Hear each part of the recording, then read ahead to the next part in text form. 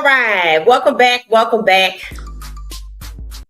Welcome back to What She Said Sports. All right. So I've been watching Mardi Gras parades all weekend because I wasn't in New Orleans. So that's how I get my Mardi Gras fixed. I watch Nam Talk and Endymion and Bacchus, and y'all probably like, what is she talking about? The beauty of it is, if you can't be there, they're streaming the Mardi Gras parades. That's like the next best thing. So go check it out. NOLA.com is streaming the parades. They had a wonderful MC, a wonderful DJ for some of the parades, like Endymion yesterday, etc. And those are the big ones. The big ones are happening this weekend before you get to Tuesday, which is Fat Tuesday. And a little bit ago, I watched the Bacchus parade. And that's where Southern University was in the parade along with Mississippi Valley. Now, Southern University band, the Human Jukebox, did like a band off with Mississippi Valley before the parade started, and it was crowded. They're streaming that online too. So go check out some of the New Orleans culture for Mardi Gras and get ready for Fat Tuesday, which is an all-day event till about 6 o'clock. And once the mayor and the police walk through the French quarters, that signals the end of Mardi Gras. So this is the last couple of days before Mardi Gras ends. If you don't know what it is or you're curious, just go check it out. NOLA.com. Champside has they stream non-talk. A lot of the different content creators are now starting to go to New Orleans specifically to stream the Mardi Gras parades because it's fun. So go check it out. All right, welcome back, welcome back, welcome back. Happy late Valentine's Day. If I didn't get to see some of y'all, shout out to the tribe. I see y'all coming on in. Welcome, welcome, welcome.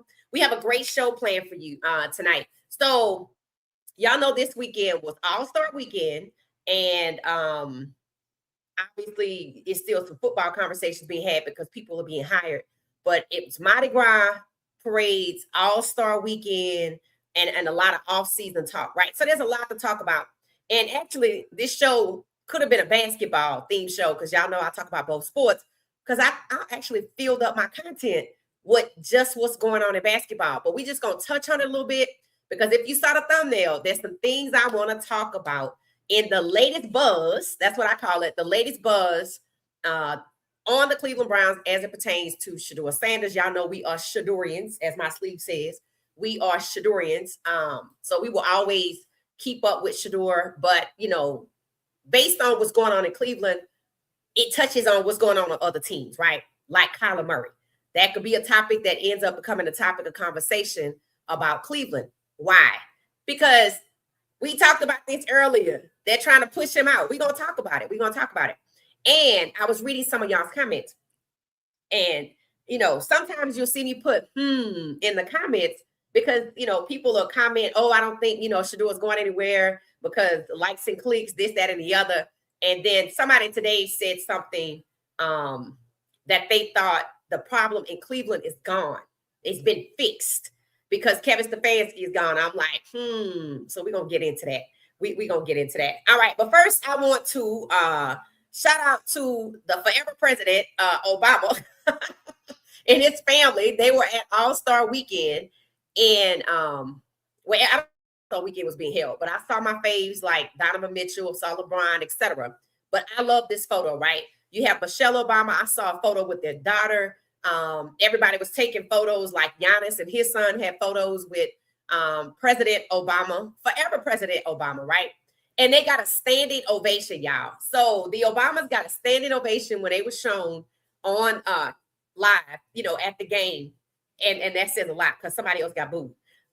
So we know he can't come back, but I wish he could, especially right now, right? So shout out to Obama, who was kind of involved a little bit. I saw him interviewing like Reggie Miller and, you know, just taking different photo ops for people. But people describe this photo as Black greatness. Then it might have called it NBA greatness, but it is Black greatness. And one of the things people said about the NBA, some people said the NBA is greater than, the little greater than sign, the NFL, because they see color and they acknowledge it and respect it.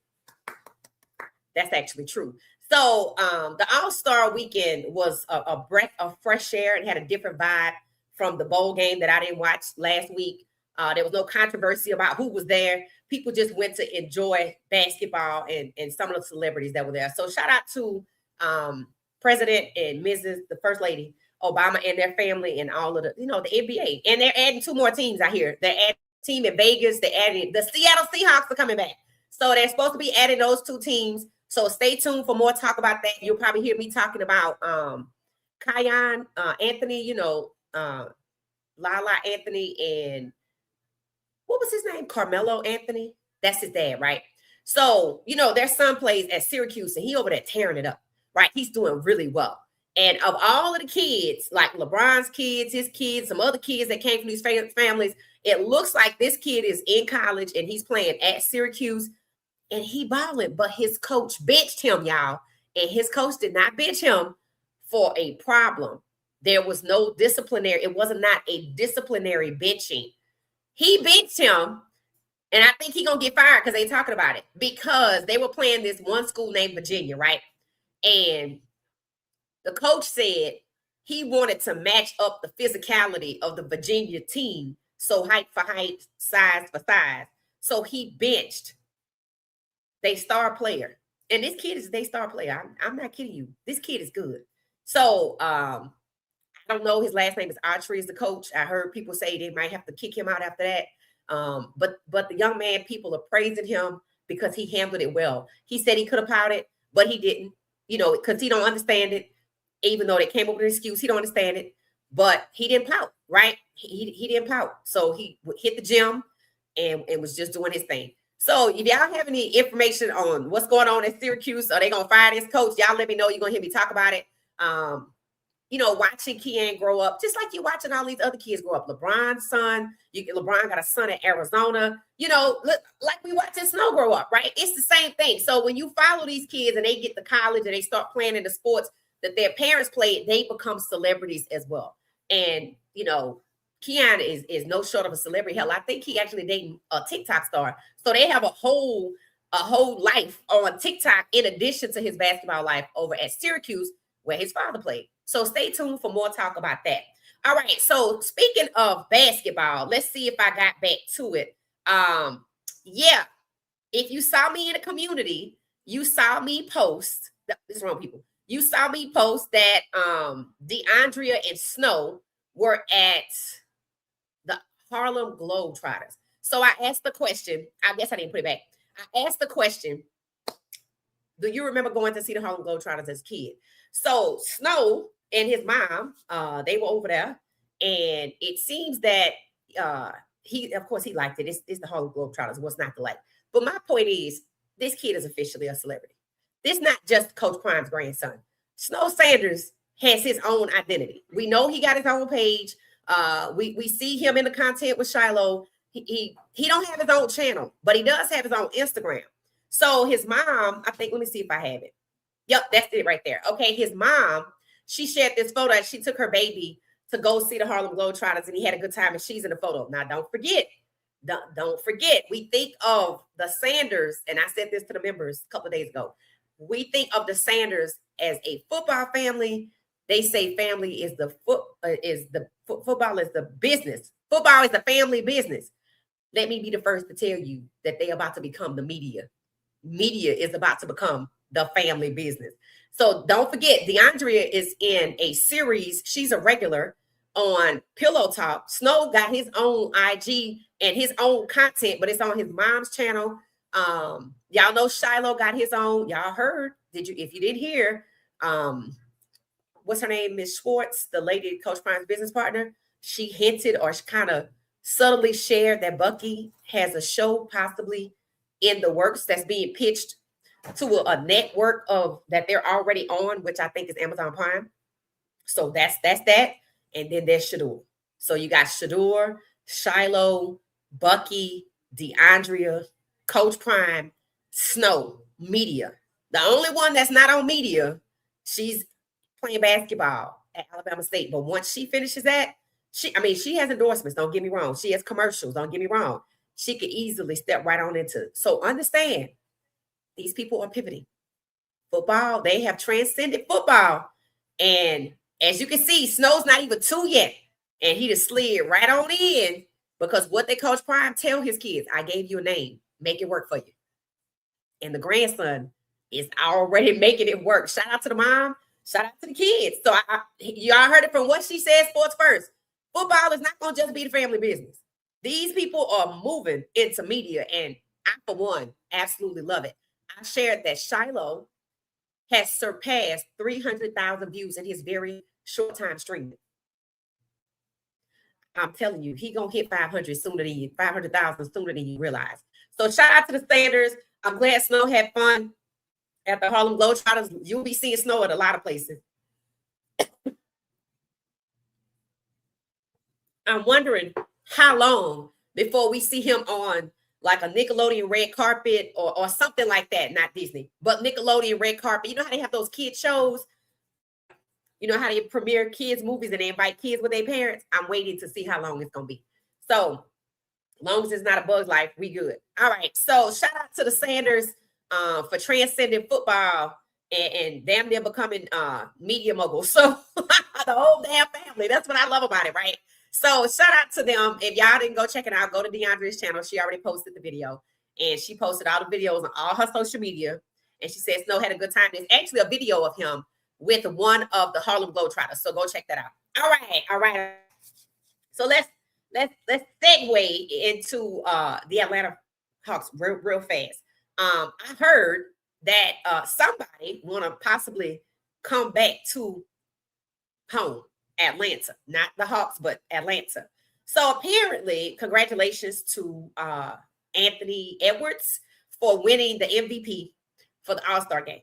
But when they were doing introductions before the game began, All-Star game began, he had on a hat and he was tipping to hit the A hat, you know, the Braves A. That's that famous A that people think stands for Atlanta, but it's for the Atlanta Braves. It seems like he want to come back home. So I'm not mad at this. In fact, I know some people that will be at the game just to see him play. And shout out to anybody from the Atlanta Hawks. This is Jalen Johnson and a mock-up of Anthony Edwards, and they both were playing in the this weekend. Do it. Do it. Let me know if I got any basketball fans in the house. I know some of y'all are basketball fans. Let me know how y'all feel about Anthony Edwards coming home to Atlanta to play for the Atlanta Hawks. I would love to hear your comments, your perspectives. All right. So shout out to that. Okay. All right. So let me see which way I want to go next. We're gonna go over here.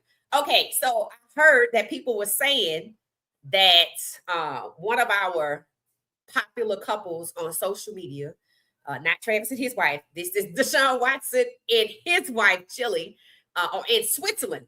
And they've been over there, you know, living it up on vacation. In fact, she's talking about they want to relocate to Italy. It's very possible after this year. And they put up the risk, right? Now, I follow these two. And people said they're paying homage to Shedeur. Love it. But I follow these two. I'm like, I don't know. Exactly sure that that's what's happening here because I know I follow these two. I'm like, I think they showing us their watches, but you know, hey, I'll take it. Let me know what y'all think, right? Because I don't know. I mean, that's what it looked like, right? So they were paying. I mean, they like Shedeur. Don't get me wrong. They like Shedeur. But the funny thing that came of this, what's funny is people said, "Oh hell, now you got the Browns figuring out I need to trade both of them." Because see, they don't want them to get along. They don't want them showing love to each other. They want them to be fighting. So the Mary Cabot lady must have came out and said a couple of days ago that Deshaun and Shedeur will have an opportunity to compete. I said, oh, here we go. I said it is a direct insult to suggest that a person who has won and proven themselves since college, the draft, the first year, and film and everything else should have to compete again. But that's what they want, right? That's what they want. And I want you to know, for people who say, oh, Stefanski's gone, the problem is solved. Do not forget, the owner said, what? I didn't pick him, okay? When you see the owner skinning and grinning and Shedeur face, let me know. Let me know, because you ain't going to see that. Because the owner wants to get who? I think we all on the same page now. The owner wants to get who? And I actually saw a post where people put out about you know who, Tom Telesco, TT. Right. I told you, when you hear his name, understand. They sent him there to make sure Monken was hired. What was the post about? Oh, Tom Telesco, a former GM, praises Monken. as a no-nonsense type of coach, yada, yada. I said, why didn't you say it like this? Former GM Tom Telesco, who's in Peyton Manning's inner circle and used to scout for Peyton Manning, don't know what he used to scout for him, praises Monken after he was brought in to select him, because that's exactly what happened, right? So people will figure it out, but I'm here to let you know. When you keep hearing Tom Telesco's name, understand, Tom Telesco, y'all get mad if you want to, Isaiah Bond, Monken, all of these are dominoes leading to UT, Texas, Arch Manning, Peyton Manning, the Manning family, who already have influence in the Giants, and they might be trying to move away from that right now. But then again, they don't have far to go, because Peyton Manning is also in the conversation in the Epstein files. And the Browns organization, the media is coming out saying, well, there's not a lot to talk about. I'm like, really? It's 3.5 million documents you can go over there and talk about. In fact, you could talk about how the owner's connections to Ohio senators who blocked the Epstein vote. You can talk about that. You can talk about that. You can talk about Peyton Manning. Maybe that's why they don't want to talk about the Manning kid, because they were planning to. But with Peyton Manning in the Epstein files and with the connection after he was a known registered, right? That's a little different, right? If you had unfollowed Jay-Z, you didn't unfollow Peyton Manning. So those types of things will keep coming up over and over, right, as time goes on. But understand, those are the dominoes that are stacking up. So whether or not Jilly and Watson were showing us their watches or showing love to Shedeur, I'll take it either way. Anything to show unity rather than division, I'll take it. So let me know how you feel about that. And I think they're still on vacation in Switzerland. So, if you catch them on social media, show them some love. Shout out to Watson and Jilly. And people are talking about how Michael Vick, was trashed more for his incident with dogs than the people in the Epstein files have been held accountable. And 85,000 people like that post, because it's true. Same thing with Deshaun. They want to crucify him, but he wasn't the only one. See, they had to make up stuff on Deshaun or isolate Deshaun. He wasn't the only one. So let's see if they bring that up again. Because if you bring that up again, you're going to have to talk about the Epstein files and the connection to the Browns owner and the connection to the senator. And they gave money to this senator, and this senator blocked the Epstein files from coming out, and he catching heat for it. You don't know about it, especially if you live in outside of Ohio, because they're not going to talk about it. So for the Browns media who said there's not a lot going on, there's nothing to talk about, false. You have a lot to talk about. The question is, do you want to talk about it? That's the question. All right, so moving right along, looks like people ready for the game to get back together. Now, remember when Travis and Shedeur were in college at Colorado, and they both had their separate shows on the Overtime platform. But I think Travis came on the Shedeur show, and Shedeur might have went on the Travis's show right before they finished school. And, people said they need to do this again. I agree. And here's why, because they both are in the news, right? Travis, it was just announced that the Jaguars want to make him full-time quarterback and part-time wide receiver. Now, I side-eye this move because everybody knows Travis is hella impactful as a wide receiver. And with him just coming into the league and, the way they underutilized him, but when they did utilize him as a receiver, it was on. It was impactful. People were talking about him. See, personally, that's what they don't want. I said it last year. Travis was underutilized because the Jags want Trevor Lawrence to be the star of the team. So these two need to get back together and just talk about their first years. They don't have to talk about what I'm talking about because they can leave that for me. But that's why. People wonder, why were they underutilizing Travis? So what they did was come out, before we get back to the draft and the combine, and say, okay, the Jags have decided Travis is going to be a full-time corner and maybe 25% or part-time on as a wide receiver. I think that's a mistake. I think that's the way. Travis won the Heisman because he plays on both sides of the ball. They claim that they traded up to get him because he played on both sides of the ball. Last year, they underutilized him on both sides of the ball. In fact, there was a game with Kansas City that they intentionally took Travis out the game, and Kansas City scored because he is a lockdown corner. And when they did let him play wide receiver, he was hella impactful. And then they took him out the game. So all they have done is make it permanent that we don't want you to be the star. So we're going to limit you as what you're most impactful on, the most oohs and ahs. Where do they come from? The receiver part. Remember, he had that vertical leap and made the similar catch like he did against Utah? That's what they're containing, right? So Travis, don't worry about that. He out here celebrating somewhere with his family. Beautiful scenery. Looked like a very tropical place. Could be their damn backyard for all I know. And he was teaching his son how to swim. Loved it. So I love how these guys go on with their life despite bullshit they got to deal with at work, right? A lot of us, I'm telling you, we couldn't do it. We think we can, but we can't. So I do think it's good for Travis and Shedeur to get back on each other's platforms and just have a, hey, so what you been doing since we left Colorado type conversation, whether it's family, whether it's the draft, whether it's, what they have, what they want to accomplish this upcoming season. There's ways to talk about it from their perspective, and they can leave the 100% godly truth to me. They can leave the truth to me, and they can talk about, some of the things that don't get them in trouble, right? Because to put these two on one podcast together would freak some people out because they can't control it. So yes, let me know how you feel. I think these two should make guest appearances on at least two shows on each other's platforms, and just tell us, what they've been doing since the draft and what their plans are for the year, right? Let me know what you think about that. So shout out to Travis, shout out to Shedeur for that. And finally, let's get in here about Cleveland. All right. Why do I have this picture of Shedeur and Lamar Jackson? I have this picture of Shedeur and Lamar Jackson. I probably already had it because Monken used to coach Lamar. And it seems to me, it's just my opinion, this is my opinion, that now that he's coaching Shedeur, he's been bringing over the concept which caused problems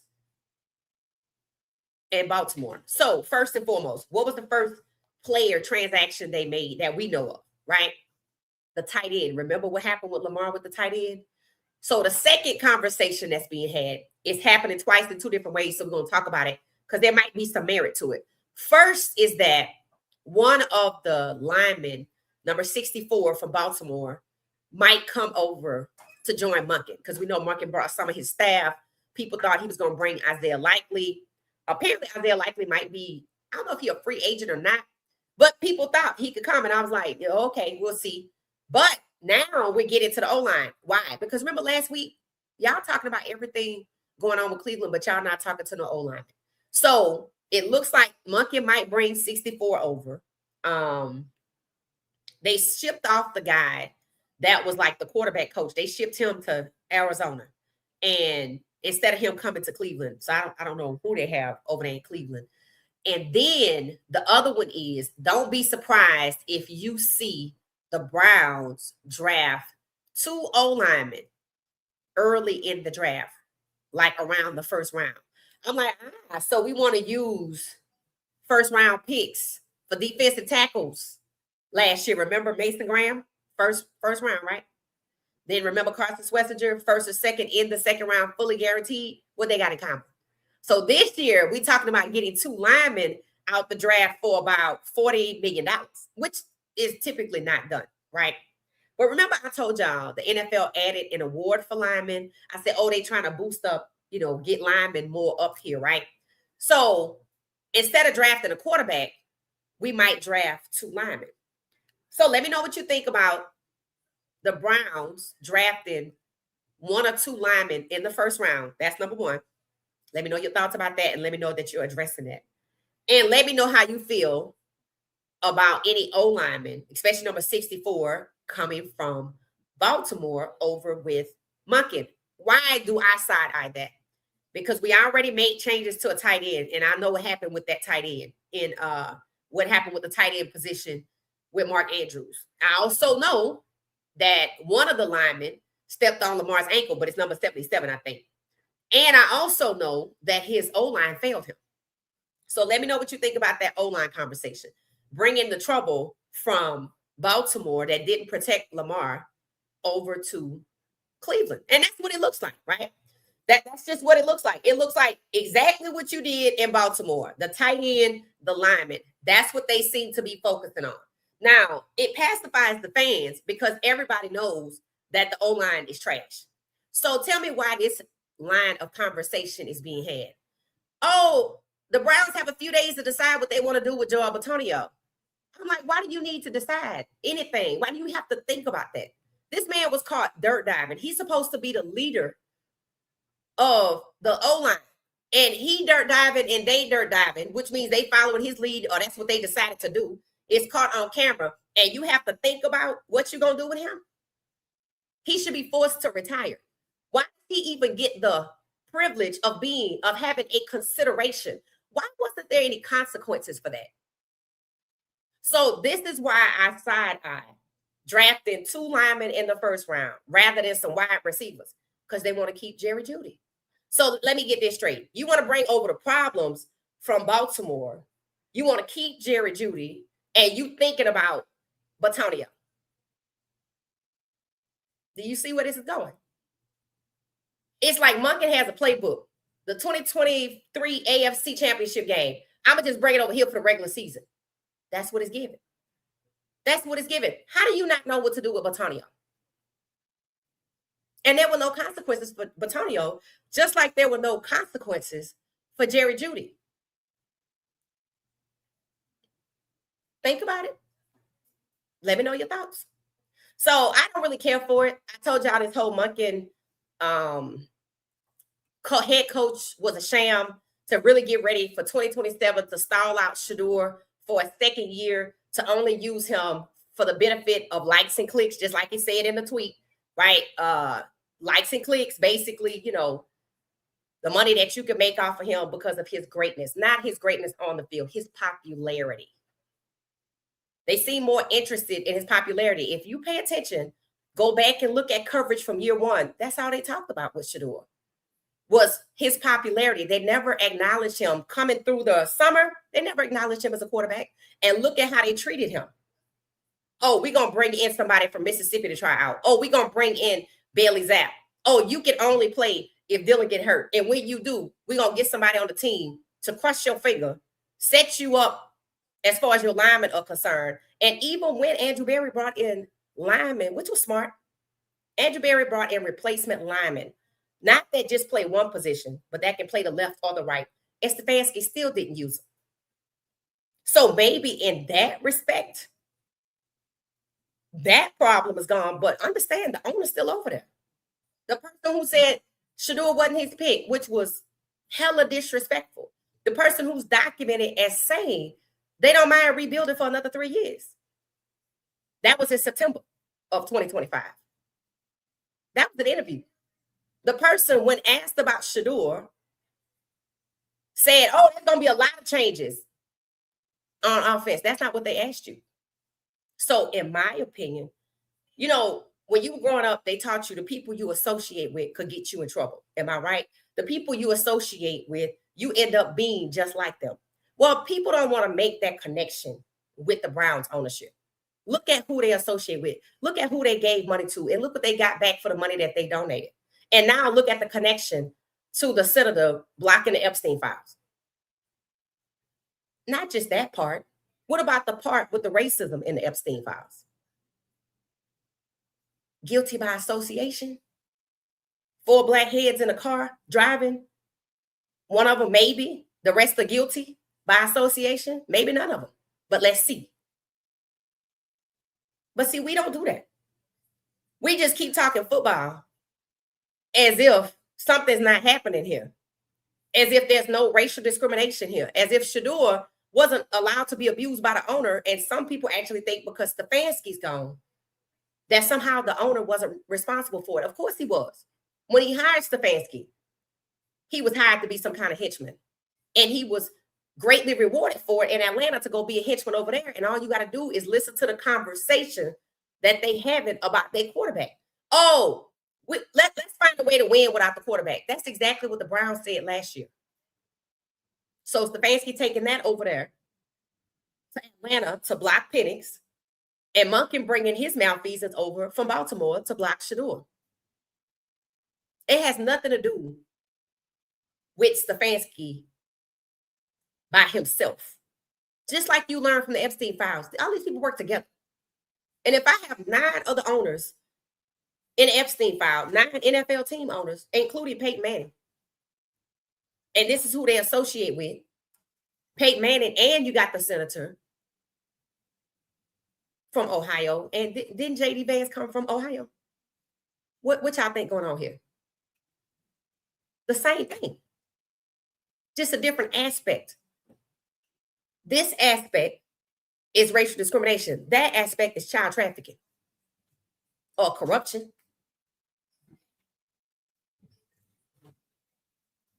So their job is to keep us talking about football. And we can, but it's going to always go right back to that conversation because of how the Black quarterbacks are being treated, of why the racial discrimination exists in the first place, and why they trying to clone people, cannibalism, baby cannibalism, and trying to create a master race. If you have people that's what they trying to do, they don't want you to be their quarterback. So do not think for 1 second, because they played musical chairs with Monken and Stefanski, that anything is different. The owner wouldn't even answer a question about Shedeur, but every candidate being interviewed for Browns head coach was asked about, how would you develop Shedeur? Well, damn it, if the owner don't want to answer the question, what the hell are you asking that one for? To eliminate you. That's what people need to understand. That's what's happening. All these people working together. You can't separate the Epstein files from the NFL. In fact, there's a video out there that says the NFL has an Epstein problem, but it only mentions one person. It's about 10 people, 9 owners, 2 players, or one former quarterback, 1 quarterback currently, and Casey Wasserman, who's an agent who's over the Olympics. And Casey Wasserman decided to do what? Shut down his agency. I'm like, wasn't he a football agent? Because that's why he was associated with the NFL. Come to find out, he has a talent agency. So he decided to shut that down or sell that part off and distance himself from the talent agency, but not relinquish the chair for the Olympics. So this is year 2 of the same bullshit from last year with different players. And I've said it before, the NFL is a microcosm of what's going on in larger society. All of these people you saw put in place with no Black coaches hired, only Black GMs fired, were designed to keep it going. Were designed to make sure they can control and get their agenda done. I showed you a list of quarterbacks that's on 3 put together way early. And they knew when Trinidad Shambliss was going to court. And they put that list out the day before he went to court as if it was a suggestion that he does not get an injunction. But thankfully he did. And that's all they've been talking about. It's Trinidad Shambliss and Lacey, because they 2 of the most interesting people in college football. I didn't want to like that post because I got people over here in Colorado too, right? I can multitask. So I didn't like that post. But they being talked about because they will be the story. So when you saw that list with the Manny kid at the top and he didn't earn his way there, all of those coaches that were hired and all of the Black GMs that were fired and all of the coaches that were fired that had Black quarterbacks, Black starting quarterbacks, all of that was done so they can put their people in place to keep their agenda going that they have talked about in the dark. And Black quarterbacks becoming 17, 18, 19, or 20, 21 of 32 is not part of that agenda. But likes and clicks is. And that's where it stops. So don't fool yourself by thinking because Stefanski's gone. No, he was just moved to a different spot. And Monken was moved to his spot. And those 2, Monken being moved out of Baltimore, just made room for another one of their people that followed their agenda.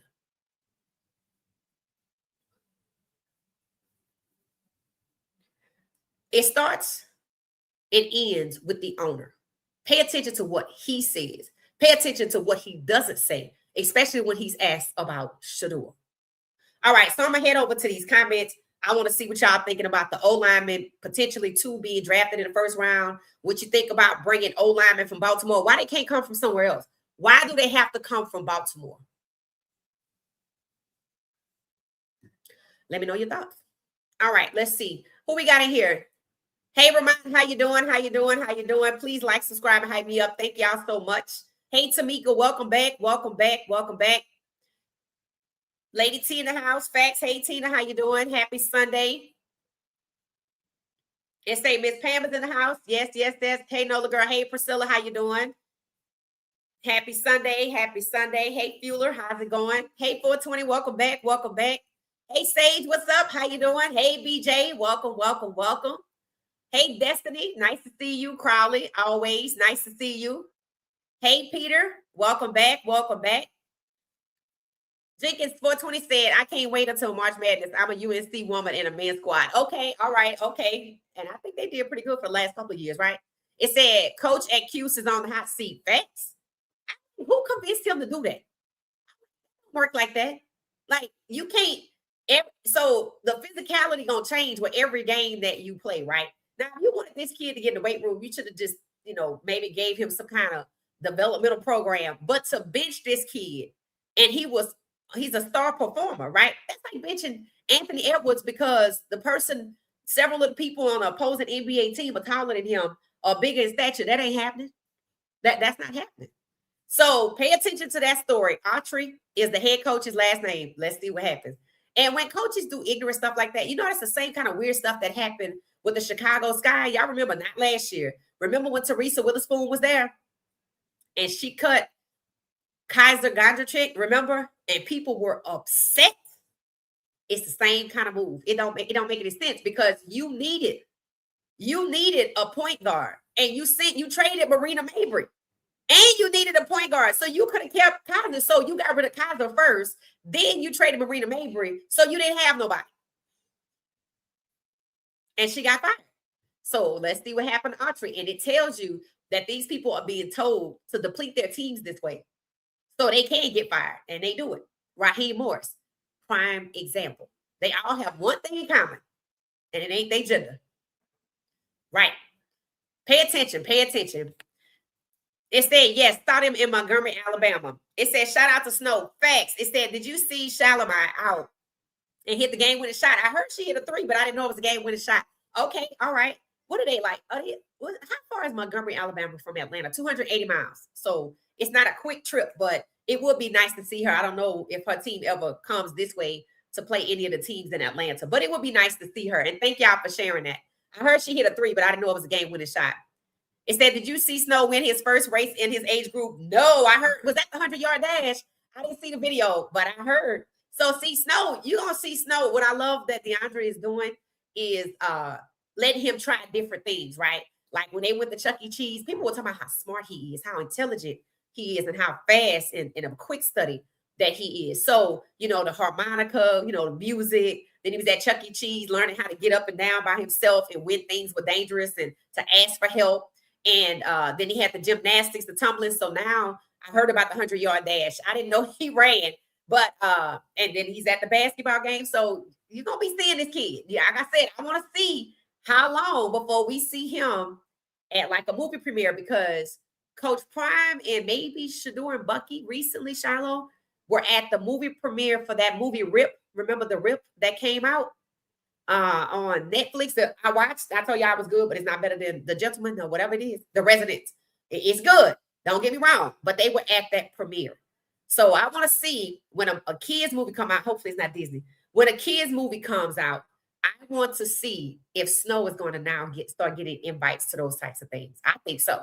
I'm happy to see it. I'm happy to see it. So shout out to Snow. Ramon said shout out to Ant. Yeah, that would be crazy for Ant to come back. I mean, to not come back to Atlanta, but come play for the Hawks. I would definitely be there. That would be sold out.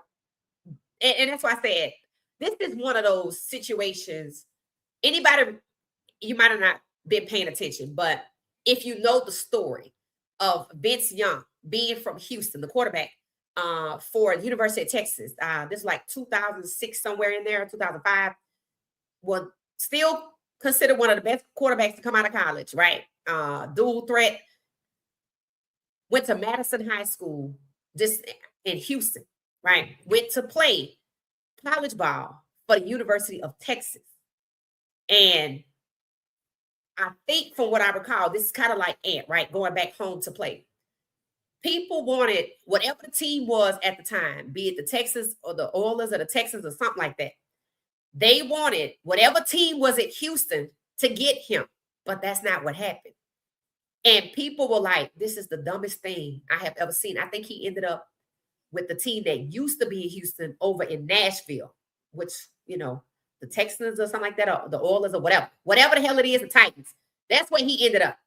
So people were highly upset because they were like, why would you send him to another state? Your tickets could have been sold out for years to come. And this is facts. But it goes to show you, just like Shedeur, just like Vince Young, they don't want that. So when I tell you that what's happening to Shedeur, trying to suppress him and his popularity and his ability to sell out tickets, they don't care. Because what they don't want is the influence that they bring to the table. They want people to come for the NFL brand. They don't want people to come for the legendary brand. That's why they hated that. I'm sure they hate that Shedeur got his own face on his shoe, right? Remember, Shedeur gave some of his teammates those cleats. Did y'all see anybody with them? They probably were scared to wear them. So Anthony Edwards coming to Atlanta would be the same thing as Shedeur going to the Dallas Cowboys or Vince Young playing for whatever team was in Houston and not Nashville. It makes a lot of sense. And since basketball is different, and he did kind of signal before the game started, he want to go home. I'm just saying that's going to be like Michael Vick, but for basketball, what Michael Vick was, what Coach Prime was to Atlanta, that's going to be Anthony Edwards on the basketball side. And it's going to be some NFL people probably scared because people are going to stop. They're like, forget this. We're going to go over here. It's already being discussed that some of the players want out of Atlanta, right? So if this happens, of course it would be good for basketball, but it would also be good for the city.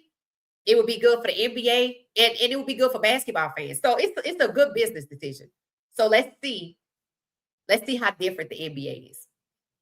So let's see. They're probably going to put some top players on those two expansion teams. I don't like the name of the team that they have for Vegas. The Vegas Pokers. What the hell is that? So the other team is going to be the Seattle Seahawks. I don't like the name of the Vegas because it doesn't conjure up anything other than playing cards, and I don't know, maybe call it the Vegas Blackjacks or something like that. I don't know. Let me know what y'all think about that too, because that's kind of weird. It said, are they paying homage to Shedeur? Deshaun knows Shedeur is him. Yeah, no, Deshaun likes Shedeur. See, a lot of people don't know that not only did Coach Prime release that tweet to support Deshaun Kaiser back in the day when Shedeur was 16, that tweet saying that I like what Cleveland is doing, but no young quarterback should go there. That's one. That was Deshaun Kaiser. From what I understand, Coach Prime was supportive of Deshaun doing that situation. He probably was saying what I'm saying. He wasn't the only one, but he was supportive of him. And when Shedeur got to Cleveland, and that's why they sent him over there for his career to falter, Deshaun said what? He posted, I'm going to take Shedeur under my wing. And they was like, you can't come back out on the field. You got to stay in the field house. He had to stay in the field house and practice. So this, I'll take it. I said, no, I need to. They show me their watches. But then again, it don't matter. I'll take it. I'll take it because it's open for interpretation. I'll take it because it shows unity. It shows you're not going to divide us. It shows the shot damned if he does and damned if he doesn't. And I said he need to do something. I'll take it. Because here's the thing, right? Maybe at this part of process, Deshaun, after the little talk that they've had, maybe he has finally come to the realization they're not going to let me play. No, they're not. And if they do, it's just to block Shedeur. Because remember, he was supposed to come out and play at the end of last season, and they was talking it up, and it never happened. So maybe he has realized, oh, they just playing in my face. They just pit me against Shedeur. So, check out our watches, right? I like it. Let me know what you think. So I like it. I like it a lot. Bottom line, wrist up, fast. I like it. That's what I said. I like it because they are trying to divide them. Understand when you hear why is it only black quarterbacks can go to Cleveland? Oh, we're thinking of getting Malik Willis. Oh, we're thinking of getting what's his name? Kyler Murray. Oh, Deshaun might play. Oh, okay, but he couldn't play last season. Shedeur couldn't even play with Dylan, but Dylan could play with Flacco. Now Flacco is supposed to be headed to Atlanta. I heard that right before I went live. I was reading it. And I said, oh, okay. So we're gonna see who moves to Atlanta with Stefanski in the same fashion that we see people moving from Baltimore to Cleveland. Pay attention to that. Let's see what happens with that. All right. What Flacco gave Deshaun the exit plan, probably so. You know what? You might be right about that. You know what? That might actually be true because you know what it is. And when you start showing love, and if they were smart, they would have worn them cleats. Because I don't think they will. I don't know nobody wore them cleats. That tell you how scared they are. That tell you how intimidated they are. But they said the exit plan is to show love to Shedeur and they're gonna kick you out. So we'll see. But notice they only want to put black quarterbacks over there. Instead, number 12 is QB1. Case closed. Happy Saturday. Yeah, in the same manner that Michael Penix Jr. is QB1. Now you saw what happened to Michael Penix Jr. It's the same scenario. Last year, for Shedeur, his first year was Michael Penix Jr.'s second year. Year one, Michael Penix Jr. was on the bench. Year two, after the fans fought for him and got upset and was like, we're not buying no tickets and we're not coming here until you do the right thing. Michael Penix Jr. is the starter. They're like, okay. And they let Michael Penix Jr. be the starter. And now he have a double ACL. Just hold your horses. Just hold your horses. Because you better look for the play. If he is QB1 and they go get somebody else, like a Malik Willis or a Kyler Murray, because he ain't going to be white. Because if you have not figured out, they don't put white quarterbacks in those situations. They didn't even bring Bailey Zapp off the practice squad to be put in that situation. They don't put quarterbacks in those situations. Look at what happened with Michael Penix in Atlanta with Kirk Cousins. Look what happened. Kirk Cousins was throwing a tantrum to the point he was just out here telling the truth. Y'all lied to me. I would have stayed in Minnesota. Rumor is that he's supposed to be going back to Minnesota. He was having a fit being QB2 behind Michael Penix Jr. And I'm like, why are you so upset? Even Cam Newton said it. You make $40 million a year. Shh. But just the mere thought of who he was put behind was killing him. And they talking about Raheem Morris got fired after the Jets game. And guess who the quarterback was? Michael Penix Jr. Kirk Cousins. I was like, Well, one thing about it, if they didn't hire you to be a coach, you ain't got to worry about being fired because, they're going to set you up to fail. They just working on the quarterbacks now. Just pay attention. Just pay attention. All these people working together. There's no independent thought happening in the NFL. It's the cover up and they all working together. Hey, Sharon, how you doing? It said they want Arch Manning. Absolutely, Miss Pamela. And the more people start to understand that that's what's happening, then it'll be easier to decipher what is going on and their intentions for Shedeur. It's like, I feel like myself and others can see it, but I guess some people got to get a little closer to the situation. No, it's been that. Once I learned the associations, who was in whose inner circle and all of these other things, I was like, oh, okay, I see what they're doing. When I realized I was looking at something and I said, Isaiah Bond went to Texas. I said, hold up. Because remember, he got devalued. But what did I tell you about Isaiah Bond's rookie contract? Because he got devalued, he only got a 2-year contract. So if he come in and show and prove from this past season and then next season, 2026, he gonna get a new contract in 2 years. Yeah, Shedeur gotta wait 4.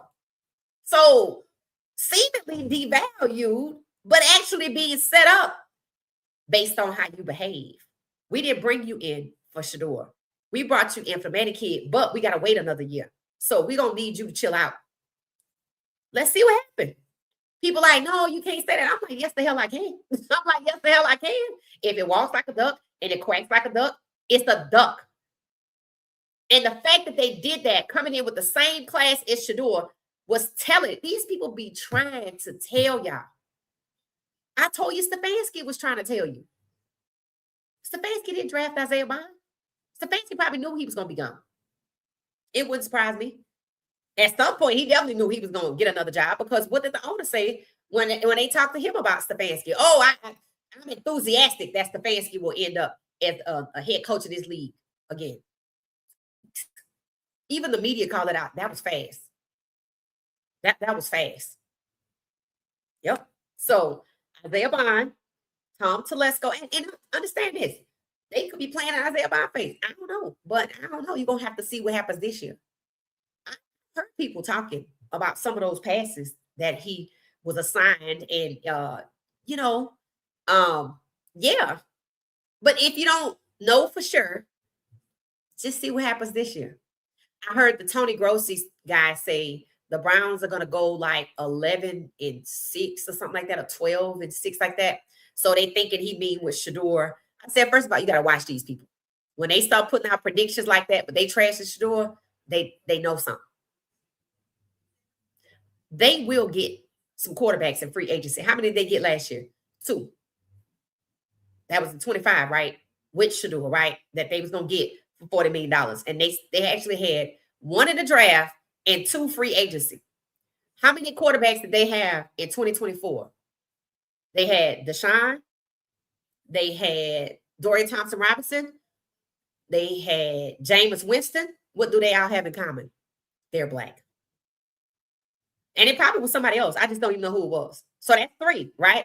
How many did they have? That was 24. How many did they have in 2023? 7. PJ Walker, Dorian Thompson-Robinson, Deshaun Watson, that's 3. And then somebody else, some other people. Oh, Flacco, that's 4. And 2 other people, Mondo and somebody else. So that's a pattern, right? That's a pattern. These people have been a revolving door for quarterbacks. They lead the way with Chicago 2nd.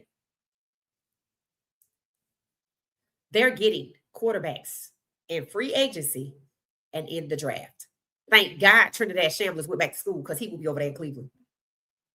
Y'all don't think it's coincidence that Cleveland quarterbacks for 2025 or maybe for 2026 might all be black like they were in 2024? 2023? And brought Flacco off the practice squad? You don't think that's strange?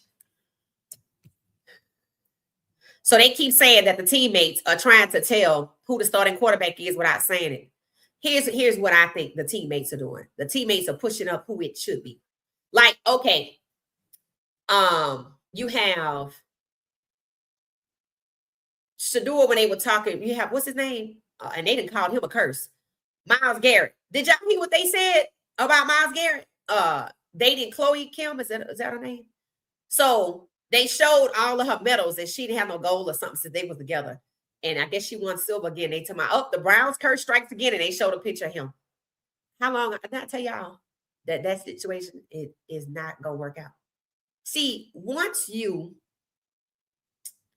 cower to them, they're gonna use you, and they're gonna kick on you, because leverage. What's the hallmark of the Epstein files? Leverage. Compromising. Leverage. It's the same thing. I told y'all, and that was fast. I didn't even expect them to say that. I watched her finish her program, and I was like, oh, she won. I didn't even think about that. They didn't put together her medals since they've been together and called it curse. Showing his picture. It said agree about it being an insult for Shedeur to keep repeating the fake competition. It said Shady McCoy has switched sides and now saying Shedeur should compete for the job. Whoa, what? So they done got Shady. Now, what we were talking about this recently, and I said, oh, they working on Shady McCoy. They were talking about something, and they threw Shady into the mix. I forgot what it was. I said, oh, they trying to make it look like there's an issue that Shedeur has an issue with Shady, or Shady has an issue with Shedeur, and it was somebody else. That was probably about a month ago. What did I tell y'all what happened after Shady was speaking up about Shedeur? Remember where I told y'all I saw him at on NFL films? I'm like, how you get over here? That was fast. That's what happens. They go find you something else to do. Yep, that's what it is.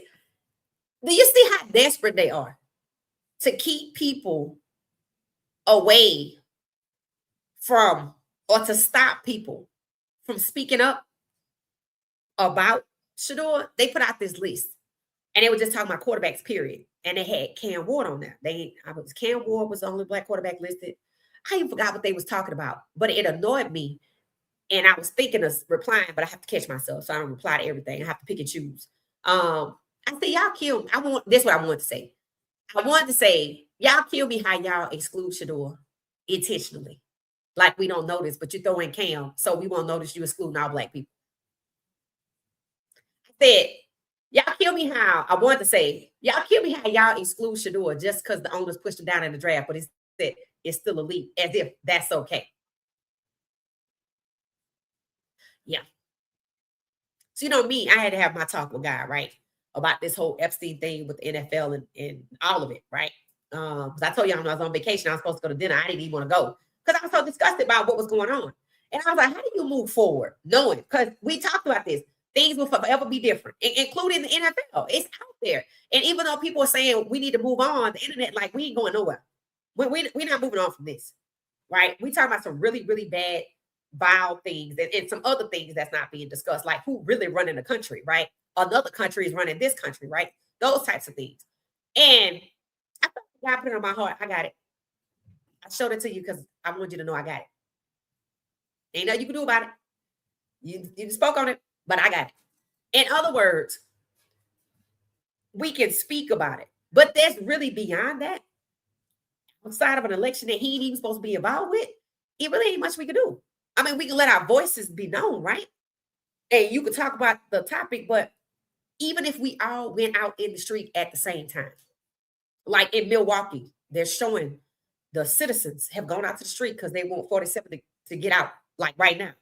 We could do that all over in every state and every territory, including the U.S. Virgin Islands, including Puerto Rico, real facts, Hawaii, all of that. We could do that. But see, here's what people don't understand. That's one person. That one person has been appointing mini me's. That's the best way to describe it. People that's going to subscribe for the agenda because they have leverage on them. Everywhere. Case in point, just some random person that they have leverage on is over the Navy. What is that person supposed to do? Whatever it is that they tell them to do. And you can't quit because we got leverage on you. That's what all of this was about. And all of the leverage and putting all of the people in place and using the leverage against them was so they could get done what they wanted to get done. And it's not about the things that were happening at those other places. It's bigger than that. It's about giving authority and access to another country, which is kind of unheard of, right? So I had to ask, how do you move forward knowing these things are taking place and these things took place and you kind of see them sweeping it under the rug? And I felt like I showed it to you because I wanted you to know I got it. And sometimes it's like you have to look at things. You have to look at things. You can lend your voice to it. You can go out in the street and protest, but you have to understand at the end of the day that you were made aware of it. Because God wanted you to know I got it. Think about the footprint prayer. And that's how we're going to have to think a lot as we get closer into these situations, as we get closer to the midterms. That's how you're going to have to think. That's how you're going to have to think. That's the only thing that's going to keep you sane because you know what's happening. You know it's still happening. And when people put two and two together and realize what the end goal really was, then some people just going to flip out. That's just what it is. That's just what it is. Kind of like the Cleveland Browns. When you realize what's really going on, when you realize why Shedeur is being treated this way, racism, not just against Shedeur, but against our black quarterbacks. And we know that people know because we see our quarterbacks going back to school. But we have to watch in a protective way while it continues in year 2. So what do? We lend our voice to it. You point out the obvious, or you point out what people don't see, but you have to remember you made aware of it to give you a peace of mind. I got this. I just wanted you to know about it. And God can use whoever. Understand it. And I wish some of these podcasters would let God use them rather than just repeat what the hell other people say.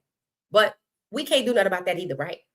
So all we can do is control ourselves. It said the mainstream sports media has Arch Manning winning a Heisman. I mean, that's what happened last year. Who remembers last year? They had this kid winning the Heisman, and we were like, no, it was right. It was even game 3. I don't know if they had gotten to the Ohio State game. And it's funny how people seemingly have forgotten that the owner of the Browns gassed up his jet and dragged Andrew Berry over there with him as if to tell all of us, yeah, I'm bringing him over here to tell him to get me this guy. This is exactly what he did with Deshaun. The jet wasn't necessary.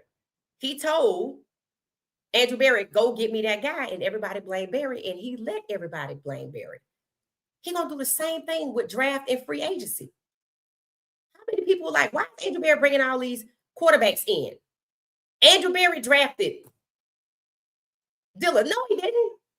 Stefanski was allowed to undermine Andrew Berry's job. So if Stefanski can undermine Andrew Berry, then you have to understand that monkey will be able to. And so is Tom Telesco, which is why he was brought in. And Andrew Berry is saving face. Understand, he's saving face to make it look like he's in control. He is not. He is not. He's the one that they'll put in front of the microphone. But he's not making these decisions.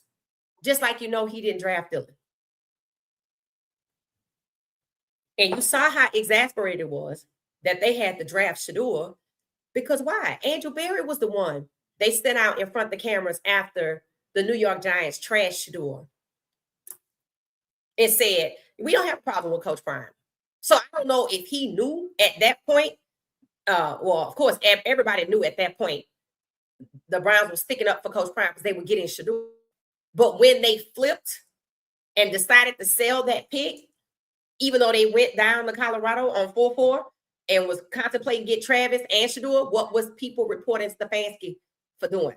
Looking at everybody but Shedeur. Letting you know. They be trying to let you know. Haslam was letting you know when he gassed up his jet and took Andrew Berry. He was letting all of us know, I make the decisions. And I'm at Ohio State. So either I'm at Ohio State versus Texas. When people kept saying, oh, he going to get Mendoza, I'm like, what's Mendoza's last name? Y'all don't understand how this works. Secondly, he was never at Indiana. But that's the kind of quarterback they want for a bridge. So why they didn't get it? You don't know why? Because they're not going to do that to somebody that they consider to be not black. Let's just say it like that. So yeah, they could have. They could have got him for a bridge. But they're not going to do that. Because if you ain't figured out, they don't put them in them situations, which is why they got Dillon. They could have got Tyler Shaw. Why didn't you do that? Because they didn't want Tyler Shaw over there with Deshaun. They didn't want his career to come to an end. People need to understand how these people conduct business. So when you thinking what they're going to do with Shedeur, they have already shown you because they be trying to tell you. When the owner was asked about Shedeur and the quarterback situation, he didn't even answer it. He pulled a Stefanski. What do you think Stefanski get it from? All right. So you have to be rational when you think about what these people are doing. You ain't even got to guess. They already showing you. It's that I agree. They value animals more than human beings. Yeah, people said it. Y'all went in harder on Michael Vick. And people said it, yeah, because they don't value women. So a lot of people notice that they stack women in all of these positions to go down. The irony. When I saw some of the elected officials, like Jasmine Crockett and the other ladies, right? I said, it's funny how they got women out here arguing. Well, these men at? On X, if you don't like one of the posts about it, you ain't gonna see it. And I'm like, are y'all just talking about sports so you don't have to talk about what's obvious here? Like, do you not understand? And the way some of them ignore it, I'm like, did y'all know? And some of this stuff, I don't know. It's kind of like we're getting to see what side everybody's on. And it's too many people out here that have kids that look like these kids, that these things, and they too quiet for us. They too quiet. I'm like, did y'all sell y'all kids or something? Because what's going on here? Like people said, y'all had more to say about Michael Vick than you have about the Epstein fight. It's true. They talk more about the shot in the NFL than they talk about the dude mentioned 440 times. The owner of the part owner of the Giants. Now they talking about Joe Schoen is no longer the GM. They have quietly put somebody over him. Remember the prank call, the boy who called, maybe we'll finally get to the bottom of that. The dude who made the call with the Ole Miss sweatshirt, that was supposed to be his daughter's boyfriend. They all from Ole Miss. That's why I thought it was very shocking that Ole Miss had 2 black quarterbacks. I was like, I want to see how this going to go. I want to see if they're going to get that love that they got for Jackson Dart from the Mannings. And if they would talk about the Epstein files, they could talk about Peyton Manning, but you see, they won't.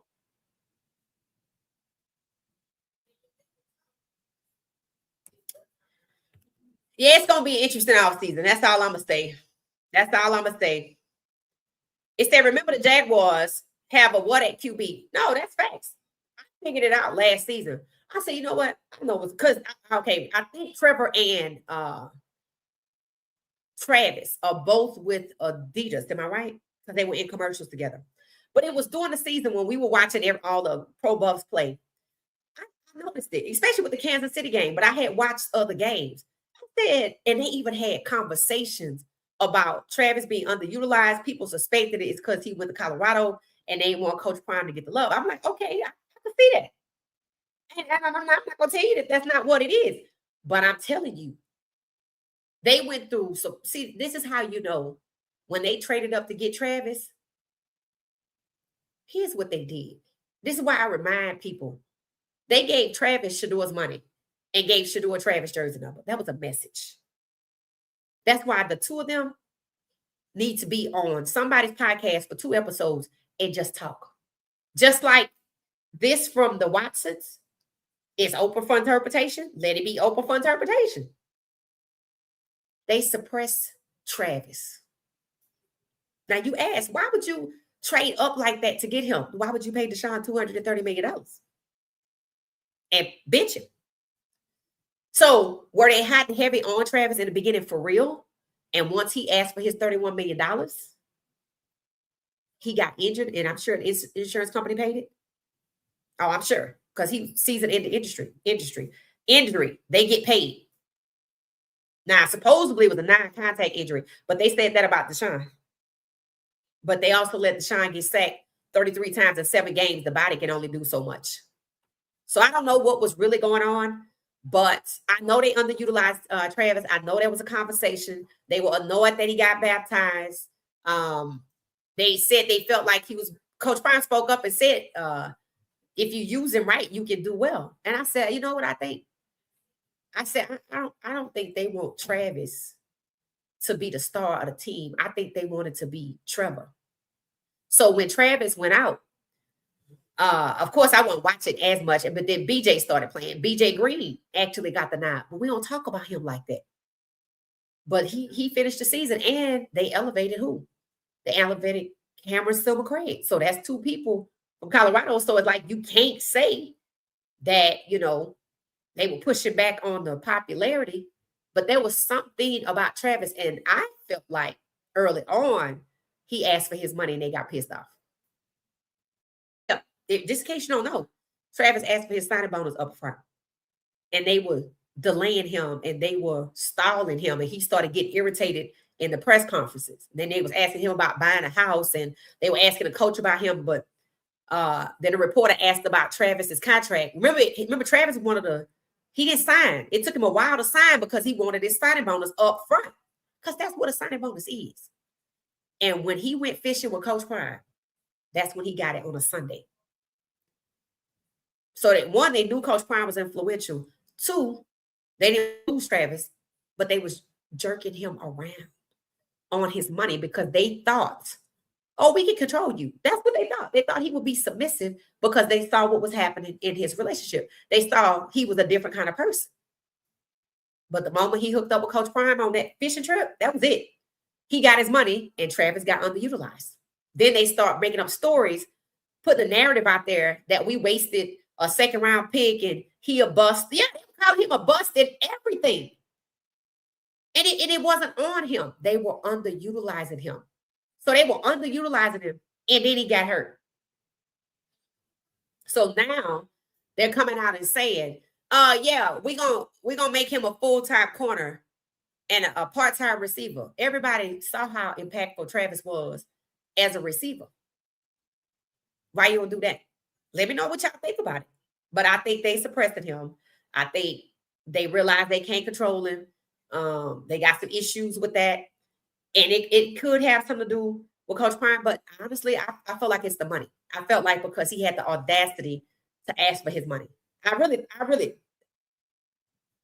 think that's what it is. They don't like that. They don't like when you exercise autonomy. It said, did anyone hear Mary Kay report? It says she spoke verbatim of what Nola Girl has been saying about Shedeur is elite, his passing game and all of his online issues. So she is using your words and not doing the work. What? Oh my God, that's terrible. But you know what though? I do feel like because I'm on X, I get a little something from people saying, "Did you hear this?" Stuff. I do feel like that sometimes. But it don't surprise me. It wouldn't surprise me at all. I mean, isn't that what they do? That's what they do. It said, "Do you think Monkey will bring over LeJohntay?" I wondered about that. I say no. I say no. Because LeJohntay will be a help, right? And if he do, they're gonna try to drive a wedge between them two. So you know what? Let's let him stay where he is. I really wanted that at first until you have to think about the whole. I mean, idealistically, I love it. That's what I wanted idealistically. But the reality of the situation is they just pitting everybody against Shedeur, right? And anybody that speaks out with Shedeur, you see what it is. So I don't want LeJohntay getting caught up in that, right? Just like we wanted Jimmy to come to because they underutilizing him. That's why people were saying, oh, they underutilizing all of them because they went to Coach Prime program. We talked about that, right? And I'm like, okay, I hear that. But I think with Travis, when he asked for that money, they thought he was submissive. They like Jimmy for the likes and clicks, right? And I felt like they set him up in the end by not kind of underutilizing him all season and in this game, throwing that ball to him. I just hope things work out for him, right? Because they'll play in your face. See, that you can't get no assurances based off all that touchy-feely and them showing you on camera. Because they showed Jimmy a lot and they underutilized him. But idealistically, I wanted him and or LeJohntay to come to Cleveland. I mean, think about it. The Browns could have had Shedeur and Travis and didn't want either. Tennessee didn't even want Travis. They didn't want Cam, but they didn't want Travis. They didn't want Abdul Carter. I'm like, so you don't want nobody black. So now when you hear these O-linemen coming up in the first round, let's see what they look like. Don't be surprised. Remember who the owner is. Always, always, always. Hey, Amber, welcome back. It's that I bet those early draft linemen are going to be, yup, that's what we talking about, Miss Pamela. That's exactly what we talking about. Think about last year. Think about who they drafted first. That's what I'm saying. And the NFL says things. You hear like some of the inside people say things like the Browns are going to be the Browns as long as they have the current ownership. Why you don't do something about it? It's almost like the league is beholden to the owners, but the owners should be responsible to the league. I feel like if that major situation, the FC situation gets handled, and that's going to be outside in foreign interests first, it might shake this one up. I kind of think the spillover, even though they're directly involved, I still think the spillover might happen because we don't want to get in trouble. Right? So we're going to see. We're going to see. But we're going to be right here for Shedeur. We're going to be right here for Shedeur. If I don't go live, if I feel like I got to take a break, fine. But I think I have learned how to compartmentalize because I understand. See, when you don't understand, that's when the pain comes. But see, I understand. I understand exactly what's going on. And I take comfort in knowing that Shedeur understands some things. And I do send them messages, whether I know they read them or not, right? Like that book, Shedeur, that book that says how to deal with difficult people, I sent that. Just crack it open. Just read it. Just read a little bit of it. I don't care if you read the first few pages of each chapter or hook it up to some app and let it read to you. Thank me later. it later because that's what saves you, understanding. Remember that song by SWV or Escape? All I need is understand. That works in every aspect of your life. When you understand, when there's no confusion, when there's clarity, clarity is a gift. Peace is a gift. It's so that you don't take on and internalize everything that's going on, or you're in some kind of funk because you're sad or you're confused or you're worried or you're anxious. Peace is a gift. So we're going to be right here for Shedeur. And I'm almost at 7,000. I think I'm at 6930. So let's see if we can get to 7,000. I'm going to get there one way or the other. Understand that. But if we can get there, cool. But not later, fine. I'm going to get there sooner or later. That's just it. It said, I believe it when I see it. The Browns drafting O-line high. All right, Vermont, keep them eyes open. It said, yes, Mary Kay needs to stay on her other side of the fence. They all fake.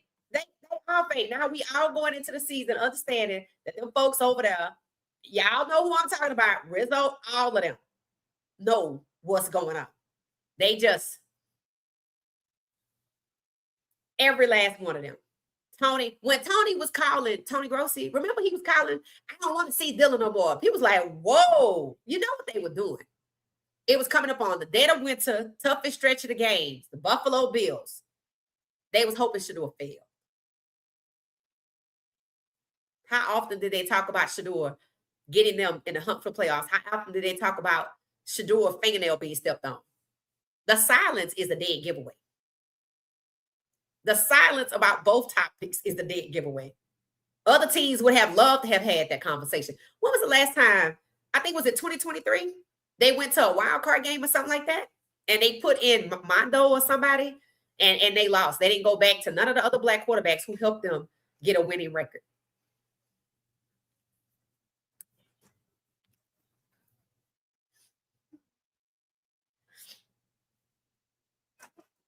Watch a monkey with a third eye. You got to. It said, I say with the 6th pick O lineman, 24th pick wide receiver, then get a couple of free agents and linemen and right tackles and left tackles in the draft.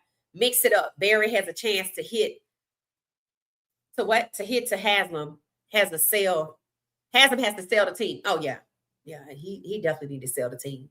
I want to if his Epstein his associations, and because see what we're talking about is giving money. You're giving money to people who block the Epstein vote, that type of thing, right? Because Ohio State is under fire. People talking about them because of that OBGYN. And I'm like, well, then they start talking about the politicians with Ohio State. I'm like, well, because remember the whole $600 million. Remember, Haslam donated like $1 million, then end up getting $600 million in taxpayer money from that unclaimed fund, told he could use that, and that's held up in court. I think it's held up in court. They're trying to fight it because a judge blocked it twice. So, these Ohio associations touch the Browns, and in particular, the senator who just became a senator. I think he the only one up for re-election that took Epstein money. That's what they're calling it. They call it Epstein money. So they're looking at the Browns because they gave money to that person. So they looking to see what was up with that. That's what they need to be focused on. Don't be worried about Shedeur. Just go out there and play football.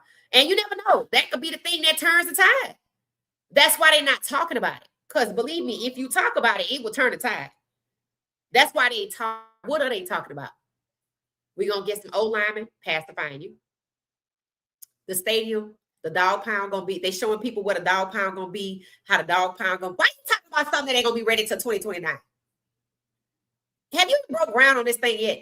You see? So anything to not see the Epstein money coming from potentially Browns ownership and their Epstein people, Epstein money and the association from the Browns to the politicians that voted to block the Epstein files, the politicians that received the Epstein money. And where all did they get this Epstein money from? Was any of that for use with the people from the Browns that gave them money? These are the types of things they should be talking about, but they want to gear up their fans. They don't want to talk about that petition that they responded to the fans about.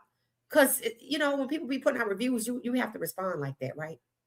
So they got the petition, the Epstein Money Association, blocking the Epstein vote, tying back to the Browns.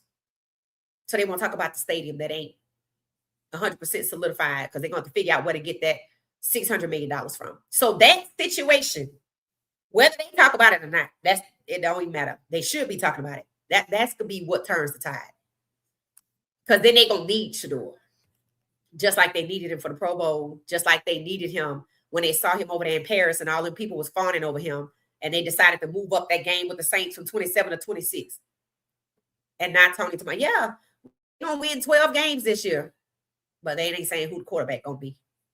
And people have hit me up and told me, you know, they talking positively about Shedeur over there in the media. I'm like, you ought to wonder what the hell is going on.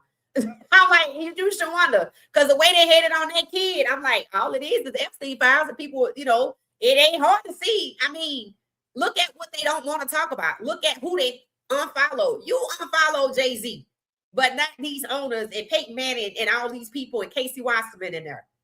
They covering their own. They doing damage control. I think that's what you call it. Damage control. That's what it is, guys. It's just damage control. It says Shedeur is good for business. Absolutely. Only thing he can do is get better and win to quiet the noise. Okay, let's talk about that. Remember what they showed you when Coach Prime came to visit. What did Haslam say? What did he tell Coach Prime? Let's just say Shedeur has a good game. How did that game start off? Trash. And what happened? A switch. And what ended up happening? Shedeur had a good game. What does that mean? They can control it. They can control it. So, coach, it ain't about Shedeur's talent. It's not about any black quarterback's talent.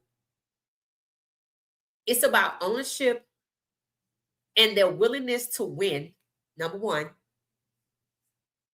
and their seemingly will to control the outcomes of these games.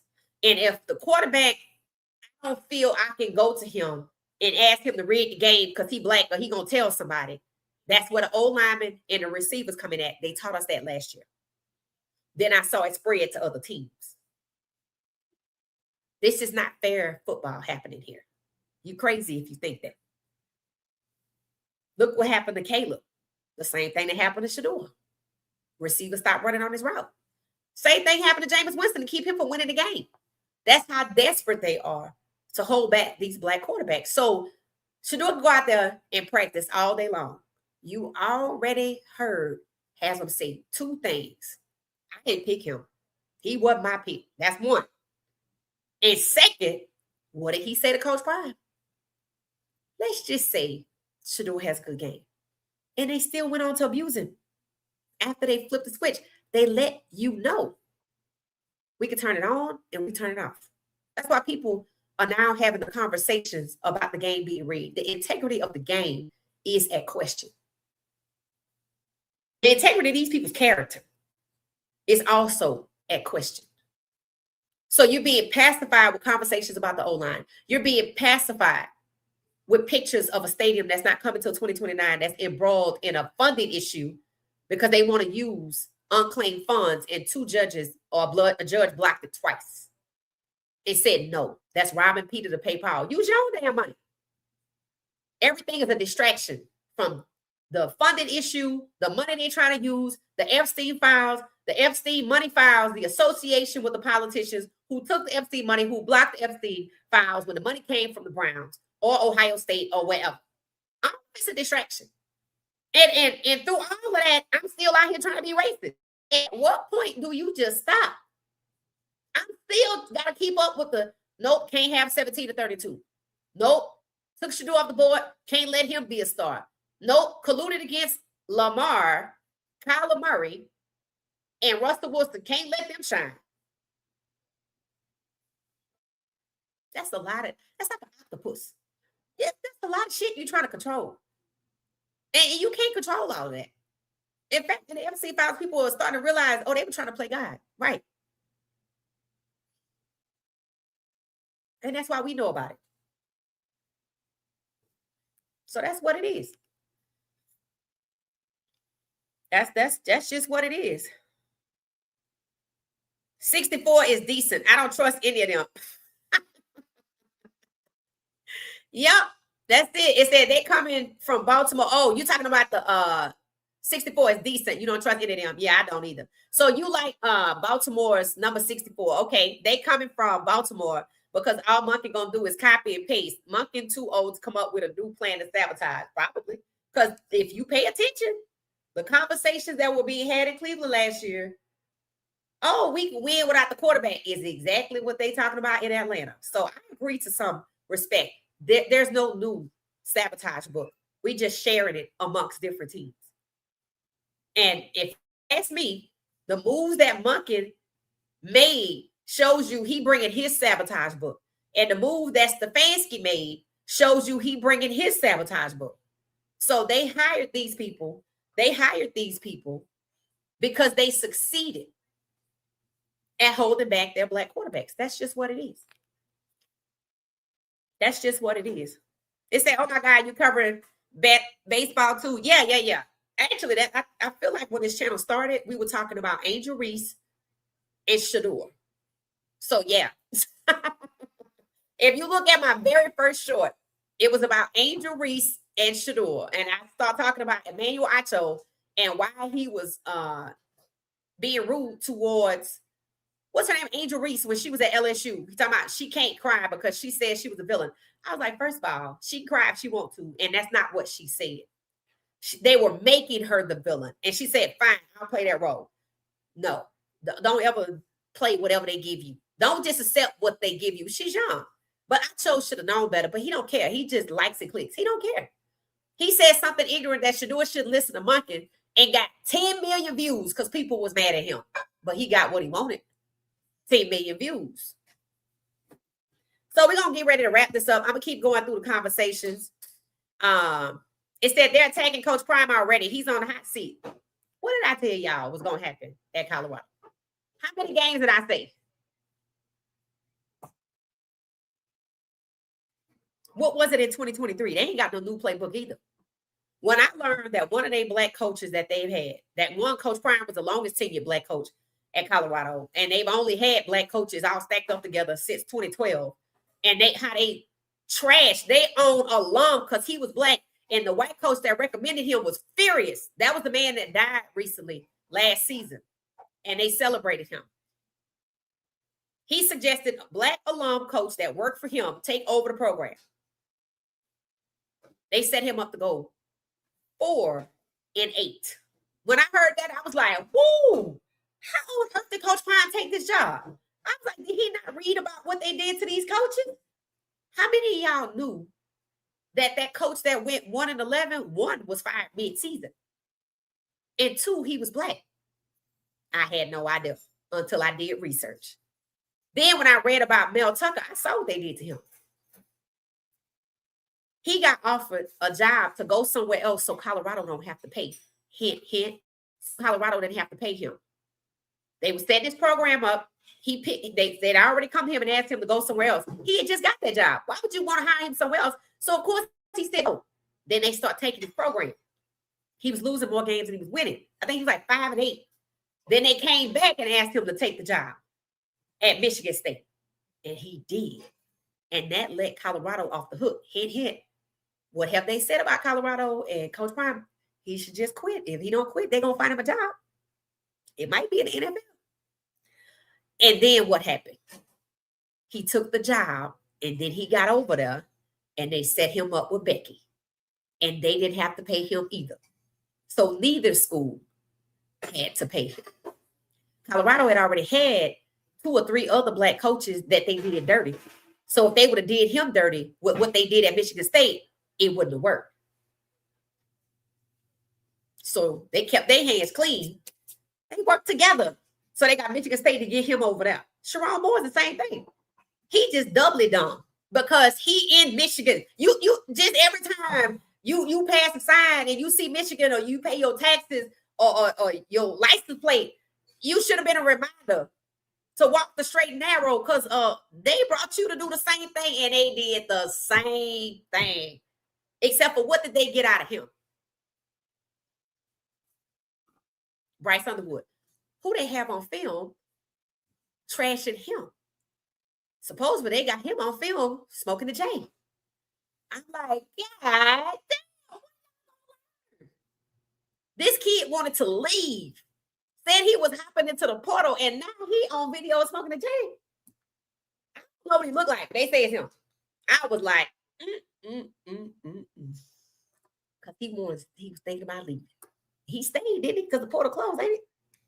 And they still set him up. I'm like, why is anybody filming y'all with y'all shirt off, smoking the J? That's why he thought it was okay. I guess it's illegal up there. He underage, or I don't know. But the point is, you see what's happening.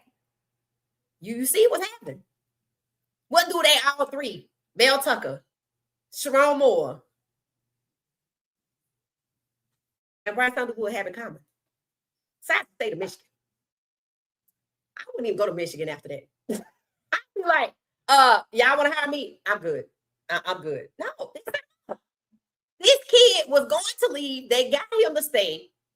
And I bet $10 it affects his money. I bet it affects his NIL. They owe him $10 million. He was going to leave. They convinced him to stay. And now they done set him up on camera. They were all somewhere with their shirts off, chilling, smoking.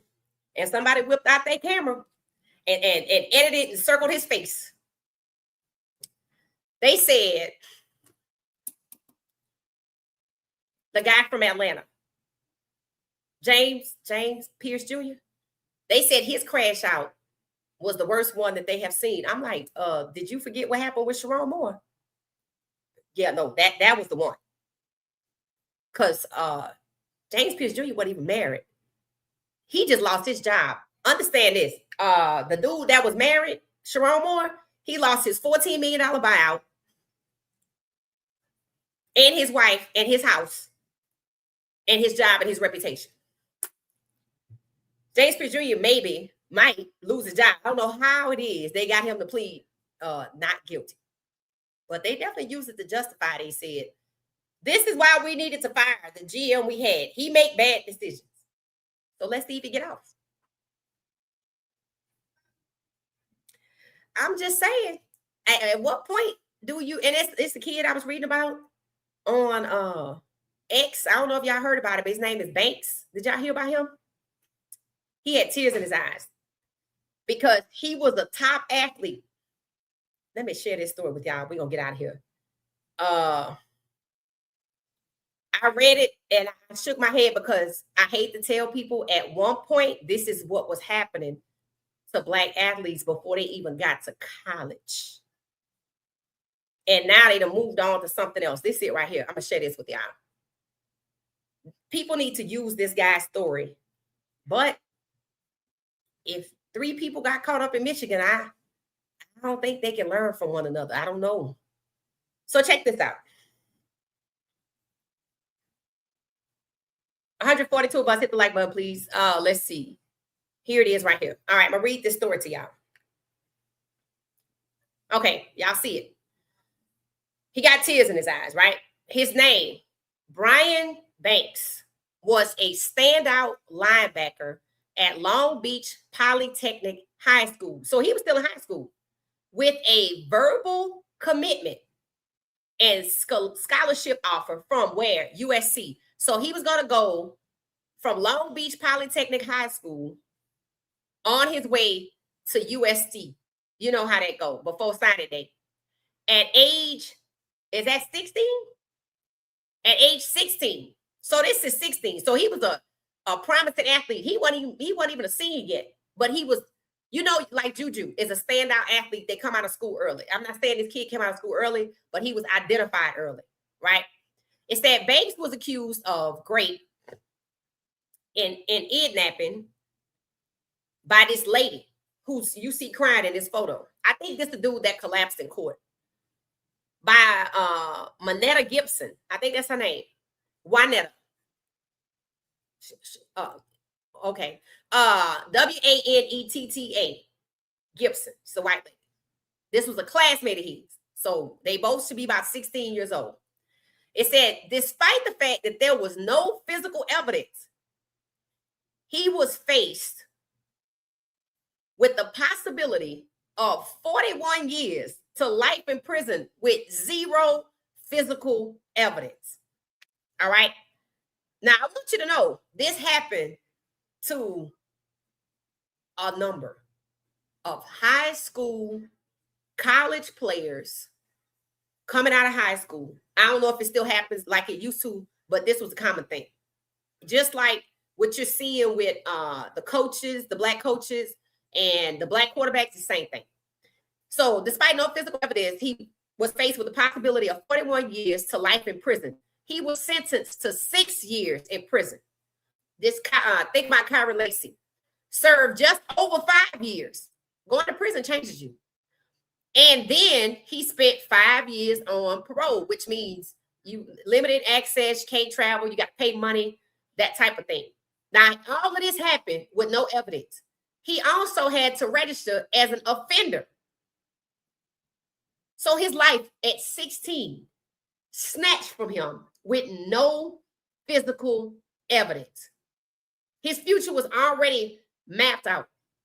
It said a decade later, when they were 26, Juanetta Gibson, this is the white lady, I know some of y'all, this is the white lady, contacted him via Facebook and confessed that the great never happened, saying the encounter was consensual. There's somebody that's fine right now, and I do not know his name, but the same thing happened to him when him and the girl got caught. Her dad walked in, and apparently it was like the dad said, "Did he grape you?" And she said, "Yes." And all we remember is he lost his college scholarship to go play football. And I don't think it was this dude, but then again, it could be because I don't remember his name. So she hit him up on social media in his DMs to tell him and confess. It said, with this admission and help from the California Innocence Project, prosecutors agreed in May of 2012 to dismiss his conviction, which means this was about 2002, and clear his record. I mean, it's kind of late. What about his reputation? What about the years? It said Banks lost his scholarship in crucial years of his athletic development. After exoneration, he played briefly for the UFL and had a tryout preseason experience with the Atlanta Falcons, but the lost years limited his professional football career. Juanetta Gibson was never, in all caps, criminally charged or prosecuted for making this accusation against Brian Banks. His life was never the same. This is why I will never believe all women. That's what they were saying. Well, when they have evidence, you need to believe them. Understand this. There's nothing. I mean, they could have paid him, and should have, $1 million a year for every year. That was at 10 years. So somebody owe him about $10 million. But who are we going to get it from? Her insurance policy? I doubt it. But he could sue her civilly, but did he? Don't sound like it.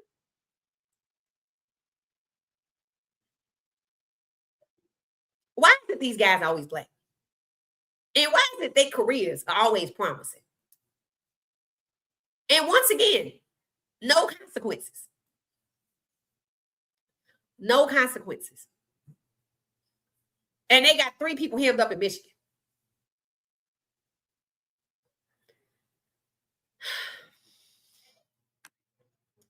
This, when it happened to him in 2002, this is what I'm talking about. This was not a new thing. This has happened to several people. So the question is, were you lured to this encounter? Did you think that this girl liked you, or were like Shannon Sharp? Were you targeted? Because if Shannon think that OnlyFans model was random in his gym, where he worked out with his millions, he's crazy. What people don't understand is they don't look at what happened to other people. Because I asked, did Coach Prime do some investigation on these other black coaches? Because I don't know how you took that job. I don't. And you see what they're doing, right? Which means when they gave you that contract, they never intended for you to get paid. And they've already got alum coming out and saying and attacking him, right? Even though they take a little break, alum come out, attack him, etc. It's almost like he didn't read the fine print. The fine print was, we have done this to other Black coaches, and we're going to do the same thing to you. To see that another Black coach that actually went there was treated that way, that was handpicked by the previous coach who was white. And they celebrated that man when he died. And they set him up to go 4-8. And Coach Prime went 4-8. Then they set him up again last year after Travis and them were gone.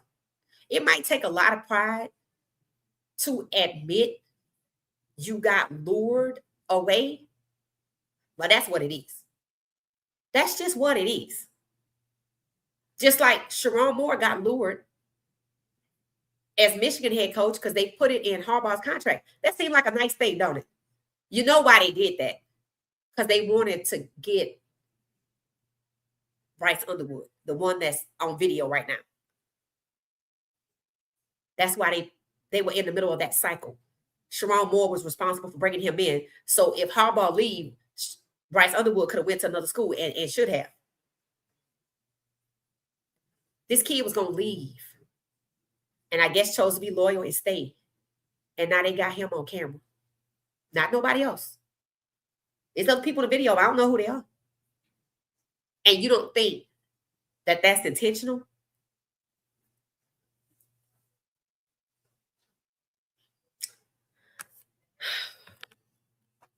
I'm just saying. You got to be smarter than the average bear out here. Can't be out here thinking that everything that's being presented to you is exactly what you're looking at. It said that's what all those girls' daddies tell them to claim. Right. Yeah, that has happened. And it has happened. And it's funny. It's all around the same time. That's why I said, was that 2002? That's all around the same time, bro. Yes. Because that's what was happening at the time. You know, that's what was happening. You can imagine what the hell is happening now with NIL. Now they got Georgia athletes can now get NIL. Lord, protect the kids. That's all I can say.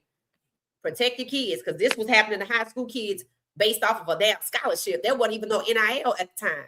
So imagine what they're doing when these kids got millions. So yeah, that's what it was. It said they not believing those young girls, Trump and Epstein, right? Well, yeah, that's facts. That's facts. That's facts. That's facts. That's facts. That's facts. That's facts, bro. And it's funny how there's been no consequences, but the lady that lied on Emmett Till, she didn't have no consequences before she died either. And it came out. And it always comes out. Most times. Well, it's too late. And they know that when they do it. That's what people understand. They know. Look at how they took pleasure in taking this young man's life away. Look at how they take pleasure at trying to destroy Shedeur's career. It's the same thing. Deshaun's career. They had to give him $230 million. You have to know they did not voluntarily give him that. Look at what they went through to rob Shedeur. And you think they just wanted to give Deshaun $230 million? No, that's how you know it's something there. He'll tell his story one day. Shout out to the Watsons. Shout out to the Watsons. All right, so we're gonna get out of here. And we'll be back tomorrow. Pay attention. I'm not watching the draft, but I'm sure I'm gonna hear about who's in it. Probably not gonna make no predictions because it don't matter. You know, we just gonna keep up with Shedeur as long as he with the Cleveland Browns. And we'll be back tomorrow. Talk about it. Don't forget, I got basketball now. As you can see on my background, you see I have the football and basketball. So we'll be keeping up with both because it's the off season for football. And March Madness will be coming up. I do enjoy March Madness, right? And I am following Cayenne's career. I think LeBron's son, who's in Arizona, I think he decided to redshirt.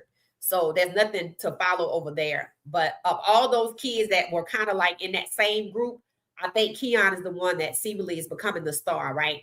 So we'll be back tomorrow, guys. I hope y'all enjoyed the podcast. Hype me up. Subscribe if you're hanging out in the background. You'll love it here. Hit the like button. I'm trying to get to subscribe. I'm trying to get to, I think it's 7,000. So I'm going to see y'all tomorrow. We can continue the conversation in the comments because I'm in the comments. So I'll see y'all later, okay? Thanks for watching What She Said Sports.